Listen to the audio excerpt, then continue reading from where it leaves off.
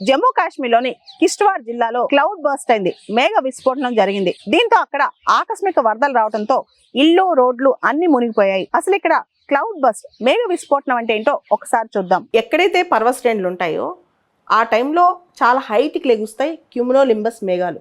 ఈ క్యూములోనింబస్ మేఘాలు పైకి లేసినప్పుడు ఈ వర్షపు బిందువులు అన్నీ కలిసి చాలా పెద్ద పెద్ద వర్ష బిందువులా మారి సడన్గా బర్స్ట్ అవుతాయి అన్నమాట. దాన్నే మేఘ విస్ఫోటనం లేదా క్లౌడ్ బర్స్ట్ అంటాము. ఓరోగ్రఫిక్ టెండెన్సీస్తో అంటే పర్వత శ్రేణులు ఓరోగ్రఫిక్ టెండెన్సీస్తో ఎప్పుడైతే ఇవి హైట్కి లెగుస్తాయో ఈ మేఘాలు, ఆ టైంలో ఏమైందంటే ఇవన్నీ కలిసి పెద్ద పెద్ద బిందువులాగా ఫామ్ అయ్యి సడన్గా బర్స్ట్ అవుతాయి అన్నమాట. అది కూడా 1 or 2 అవర్స్లో పెద్ద వర్షం పడుతుంది. దాన్నే క్లౌడ్ బర్స్ట్ అని సింపుల్ లాంగ్వేజ్లో చెప్పొచ్చు. ఇండియన్ మెట్రలాజికల్ డిపార్ట్మెంట్ వాళ్ళ క్లౌడ్ బర్స్ట్ మేఘ విస్ఫోటనం డెఫినిషన్ ప్రకారం 1 గంట సమయంలో వితిన్ 20-30 స్క్వేర్ కిలోమీటర్లు 10 సెంటీమీటర్ల కన్నా ఎక్కువ వర్షం పడితే దాన్ని క్లౌడ్ బర్స్ట్ అంటారు, మేఘ విస్ఫోటనం అంటారు.